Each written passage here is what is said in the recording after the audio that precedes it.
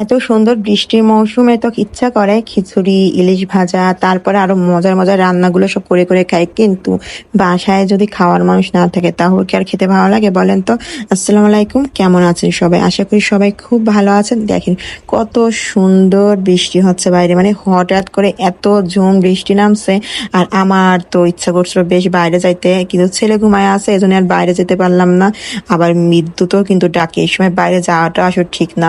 এইভাবে আলাদা আলাদা একটু করে আমার গাছের ভিডিও গুলো নিচ্ছিলাম। আসলে আমার এই গাছটার কাছে আমি যত ভিডিও করি ততই আমার কাছে ভালো লাগে। এত সুন্দর ফুল ওঠে, আবার জানেন না চুন্নিরা আবার ফুলও ছিঁড়ে নিয়ে যায় আমার গাছের, মানে উপর থেকে ইট দিয়ে কিভাবে করে যেন ফুল কয়েকটা ডাল ভেঙে নিয়ে গেছে। মানে কি বলবো, মানুষের একটু ফুল দেখে আর সহ্য হয় না। তো সকালে এই যে নাস্তা করছিলাম সেটাই এখন দেখালাম।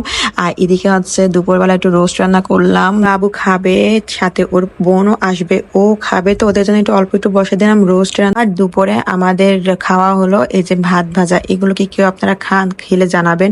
ফ্রাইড রাইস বলা যায়, তো এটা দিয়ে কিন্তু রোস্ট খেতে বেশ মজা। আর রাতের ভাত জমে থাকলে আমি এভাবে করে খাই, আমার ভীষণ ভালো লাগে। আর এদিকে রান্না করব ঢেঁড়সের ভুনা। আপনারা এটা কারা কারা খান অবশ্যই কিন্তু বললেন। আমি এই রান্নাটা অনেকদিন ধরে ভাবতেছিলাম করব করব, কিন্তু হয় না। তো এখানে আমি বেশ একটু দিয়ে দিলাম, কি বলে এটাকে, মোহরি দিয়ে দিলাম, একটু শুকনো মরিচ দিয়ে দিলাম, দিয়ে একটু তেলে একটু নাড়ানাড়ি করে। আর আগের থেকে আমি ঢেঁড়সটা সুন্দর করে ভেজে সাইডে রেখে দিয়েছি। আর এর ভিতরে এখন দিয়ে দেবো আমি টমেটো পেস্ট, তারপর পেঁয়াজ, আদা, একটু রসুন, এই তো। আর চাইছি আমি শুকনো মরিচটা দিব, তা ভালো, তো পরে বেশি ঝাল হয়ে গেলে আর খাওয়া যাবে না। এই জন্য হালকা একটু ঝাল দিয়ে করে, যেহেতু ঢেঁড়স রান্না সবাই আমরা ভাজি খাই, সবসময় ভাজিটাই বেশি খাওয়া হয়। আর এই রান্নাটা বেশিরভাগ দেখা যায় কিন্তু মানে ইন্ডিয়া অঞ্চলের মানুষগুলো এগুলো অনেক খায়। মানে অনেক রেসিপিতে আমি দেখছি যে এরকম ঢেঁড়স রান্না খায়। আমারও বেশ ভালো লাগে, কিন্তু আসলে মানে হয় না সব সময়, তাই না? ঝটপট করে যাতে আমরা রান্না বান্না করি, তো ঢেঁড়সটা ধুই আর ভাজির মতো করে কেটে ব্যাস বসাই দিই।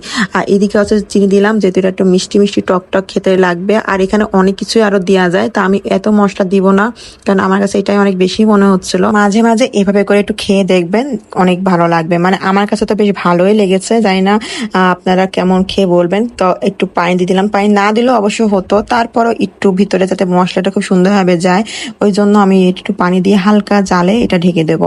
আর ভিতরে যে খেতে এত মজা, ভাতের সাথে যখন খাবেন, খেলে আপনারা বুঝতে পারবেন এটা কতটা টেস্ট। মানে ঢেঁড়সটাও ওইভাবে খাওয়া যায়, মানে ভাবতেই অবাক লাগে। মানে ঢেঁড়সটা সবসময় গলে যায়, এটা একদমই গলবে না, খুব সুন্দরভাবে হবে।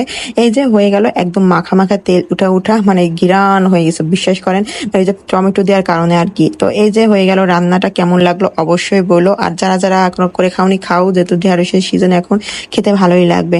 ওইদিকে বিকালের নাস্তায় আমার বাবুর জন্য একটু আমি এগুলো বানাই নিলাম। ও ঘুম থেকে উঠেই একদিন খোঁজে চিকেন ফ্রাই দাও, চিকেন ফ্রাই দাও।